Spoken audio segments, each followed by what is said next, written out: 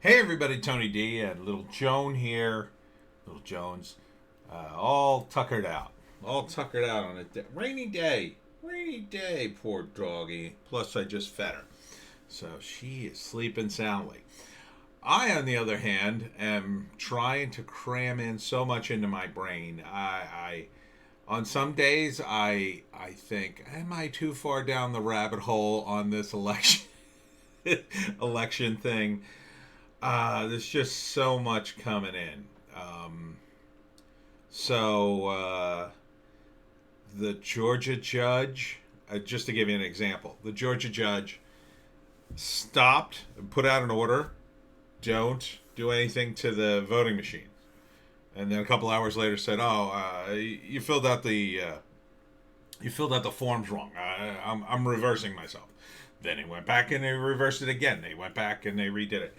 I mean, the stuff that's going on, it's like the Democrats and their minions are standing just outside the courtroom, destroying evidence as fast as they can until like a judge says, "Okay, you got to stop doing evidence, destroying evidence now," and then they just go, "Ah, damn it, I was almost done." Um, it's that bad. I mean, it's that crazy. They're saying that they had to reset all the voting machines in Georgia in order to recount before and not give anyone a chance to do forensics on the voting machines to see if they had been hacked or tampered with in some way. And apparently they've already erased all the machines in Atlanta. At least that's what I'm hearing. Some of the stuff I'm hearing I got off of various people on Twitter. I mean, look, I tried to look up some of this stuff on regular news. It's just not there. It's just not there at all. The regular news is just covering the same thing over and over. Biden has a dog. Biden's got cats too. Won't that be nice in the White House? It's like, do you guys really, are you that bad? They're not covering this stuff. They think it's all conspiracy theory. And I got to be honest, when I first talked about this Scytl servers in Germany, I kind of read it off the Gateway Pundit. I thought it was kind of a cool story. And then I got kind of some pushback on it. I thought, oh, did I read another fake story?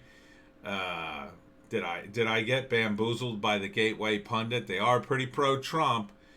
And, and I looked around and I saw Scytl only on right-wing websites. This is only being talked about on right-wing websites. The Frankfurt raid for Scytl. And everybody's saying, oh, no, the Dominion didn't have any servers in Frankfurt. Scytl didn't have any. This is impossible. And I just kept saying to myself, like, these guys are making a big deal about something that supposedly did not happen at all. Look, if you have a conspiracy theory, like if you have a bunch of wacky guys who say, on 9/11, the Pentagon blew up their own building in order to, sell the American public on the terrorist attack, there's almost no evidence of this kind of stuff. And the evidence that's there is so blurry and tenuous, you can't even see it. You can't even see it unless you're squinting and going, oh, I know this is true. It's different for this because, I mean, you have to be blind not to know that both sides cheat in every election. The Democrats control major cities. Republicans control rural areas. The Republicans don't cheat in Detroit. They can't.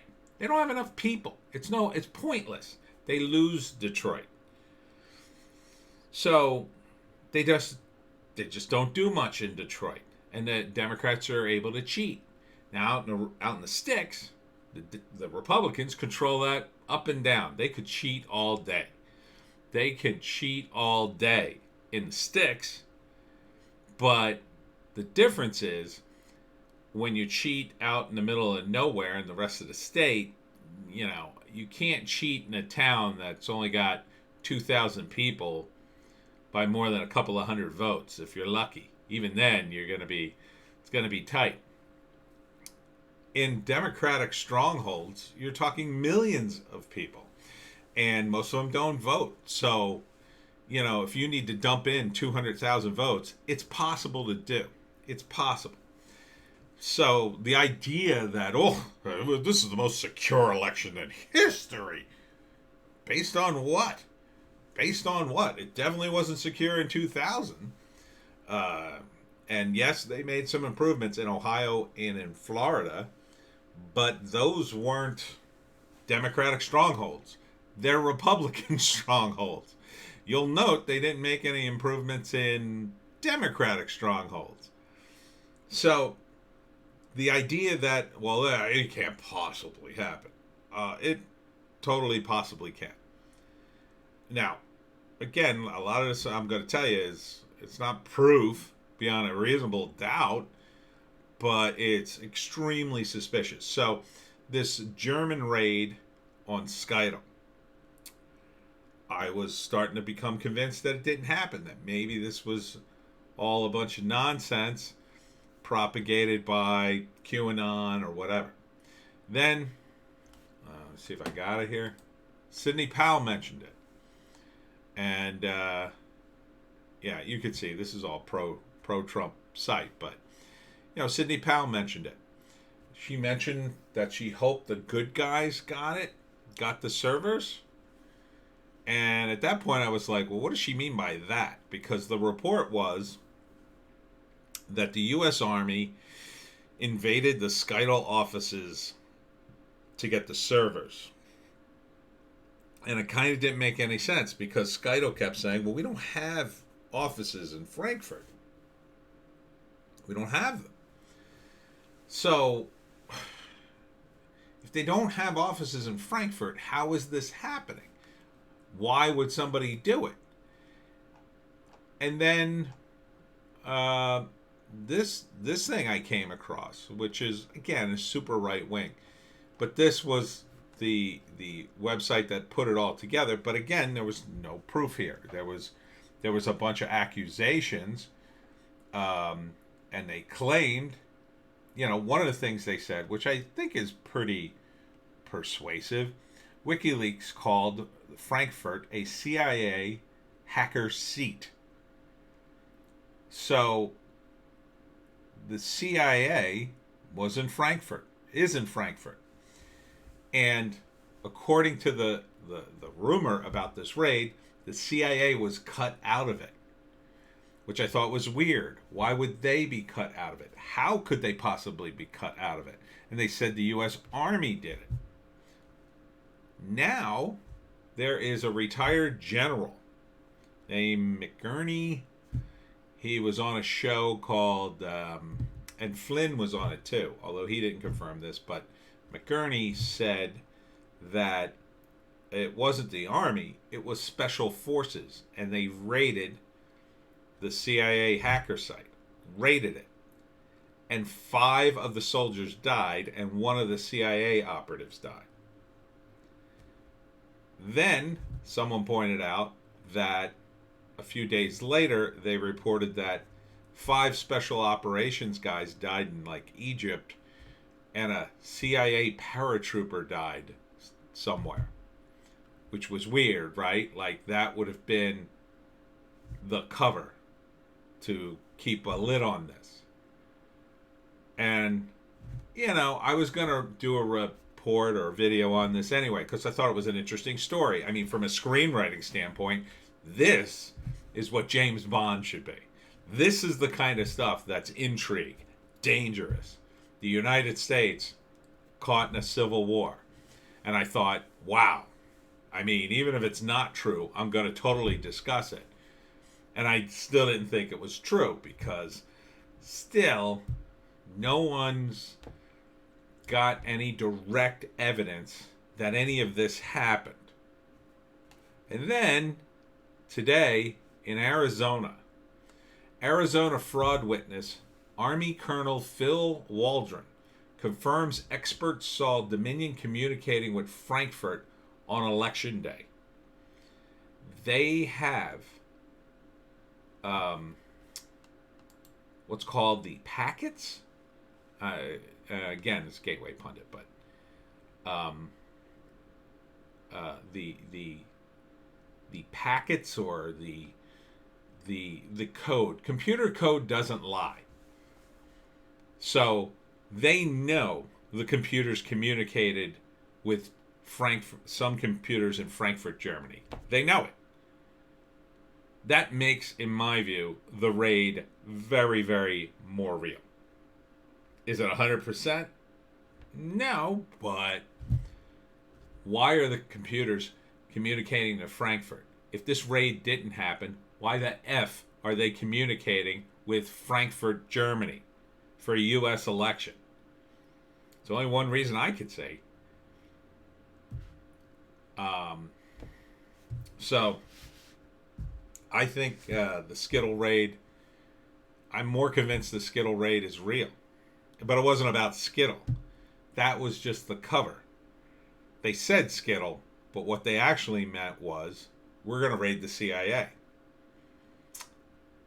I think if things go to hell, we may, if Trump is not elected and things really go to hell and we're in a civil war, I think they'll look back on this raid and say, here were the first shots fired, the first casualties in the Second American Civil War.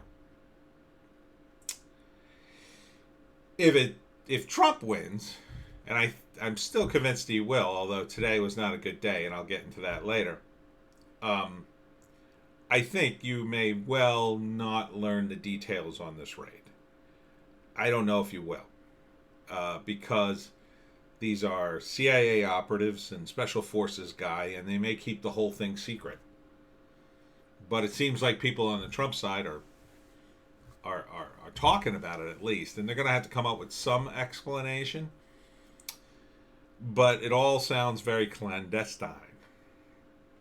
But the fact that they now have hard evidence that the computers in Arizona during the election were talking to the computers in Frankfurt, Germany?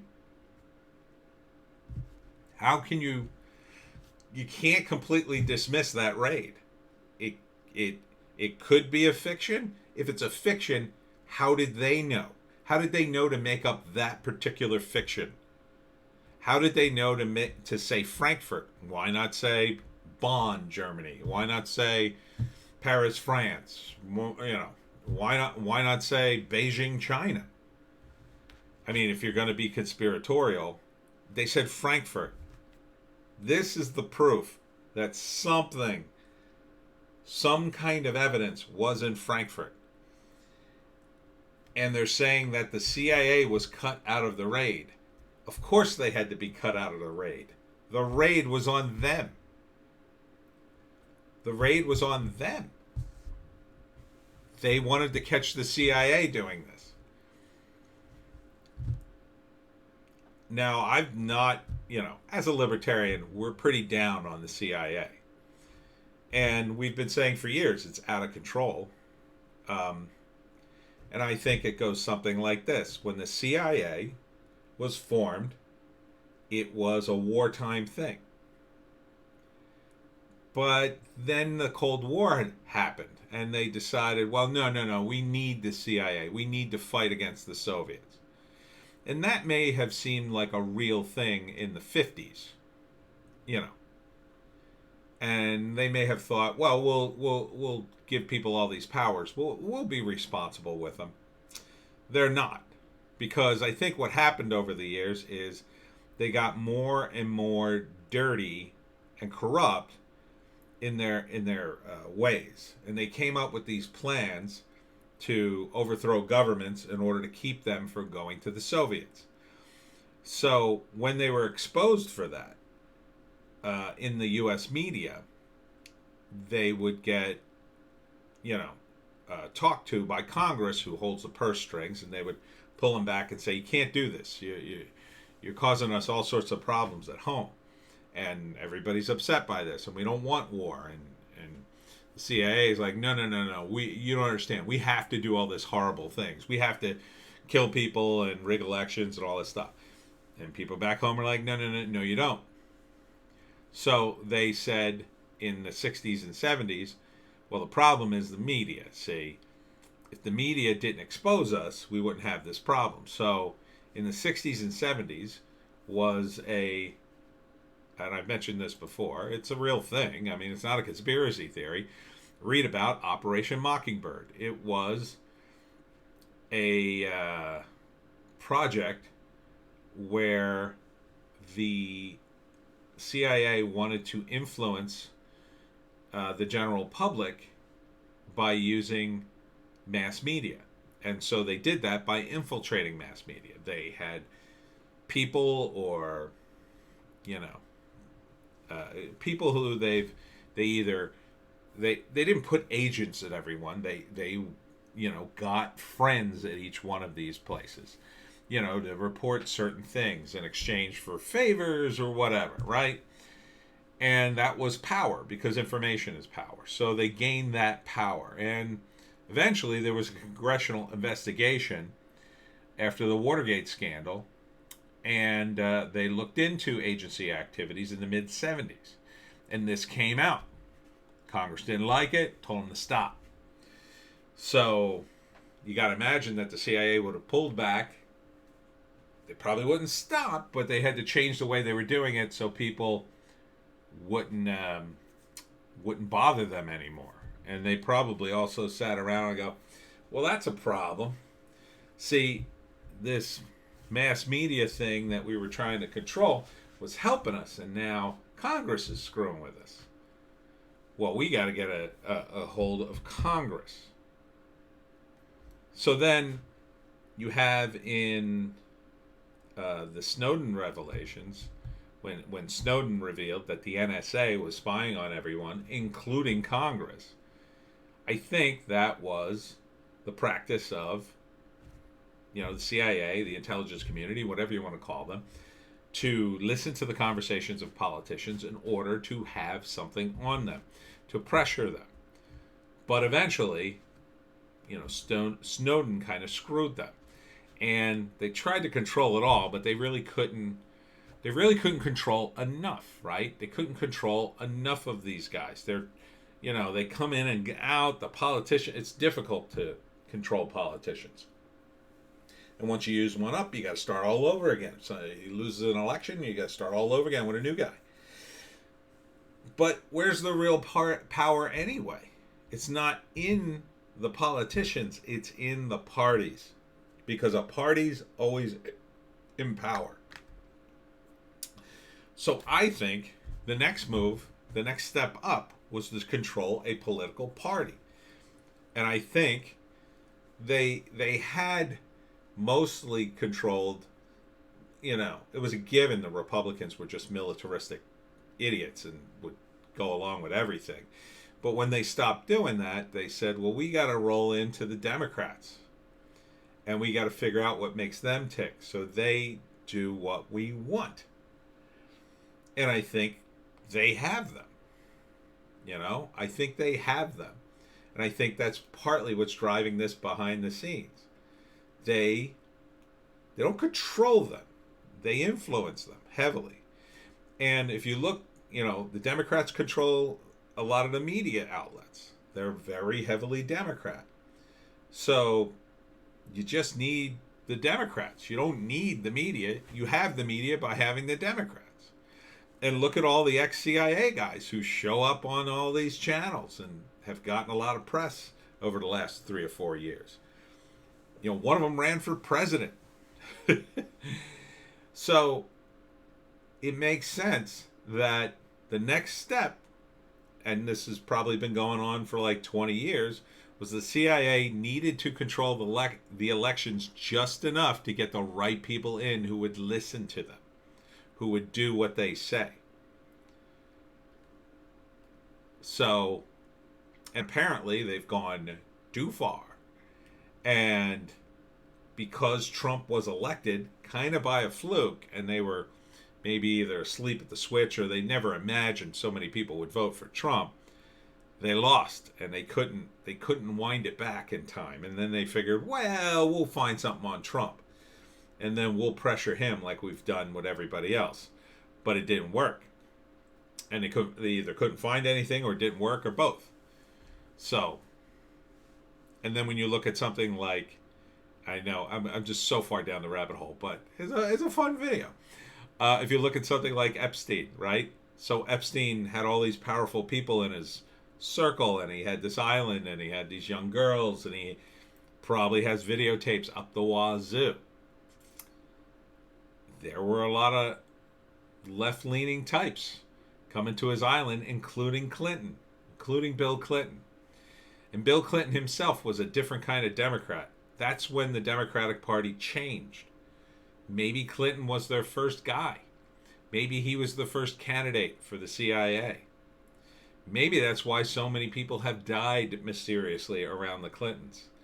The CIA said, "We'll save you, Bill, but then you're going to be our boy. You're going to be a good boy, too. You're going to do what we say."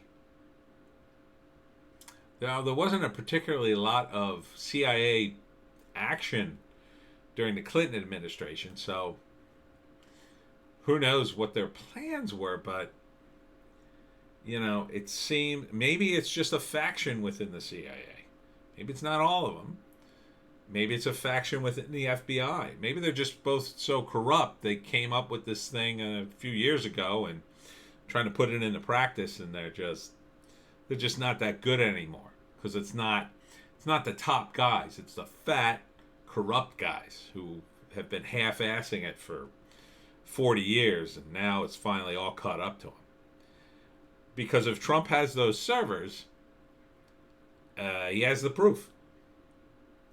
Supposedly he has the proof. He has everything on those servers. That he knows who ordered the algorithm, who turned it on, when they turned it on, and, where they turned it on.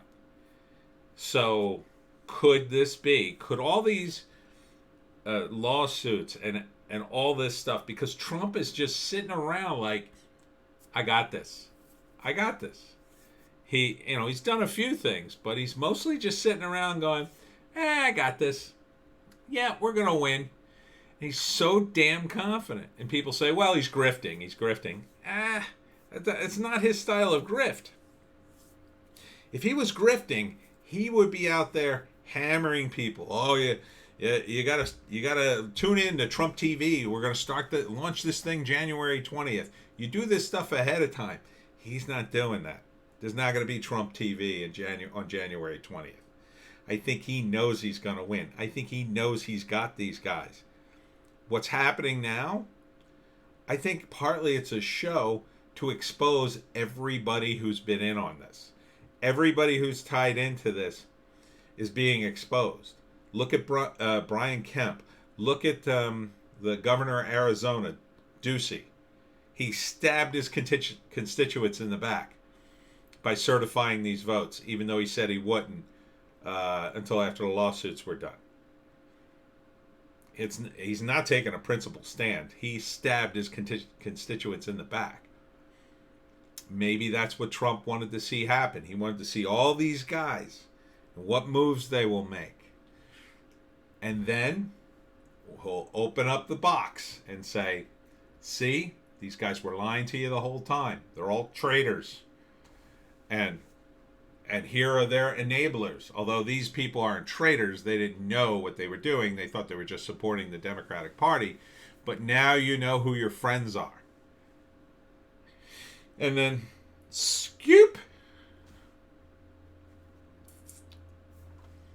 So, but maybe I'm just too far down the rabbit hole. I'm a screenwriter. I'm a writer. I have imagination. So I like to think up of stories.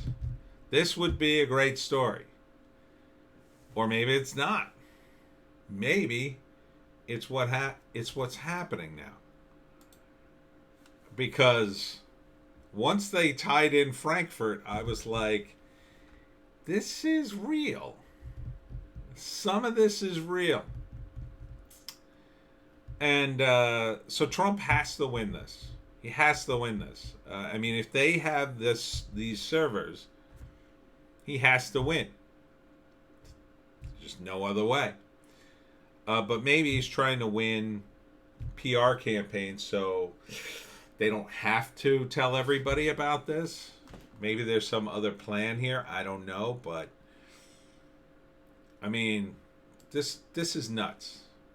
The whole election is just totally insane, right, Joan? It's okay, Joan. Trump's gonna win.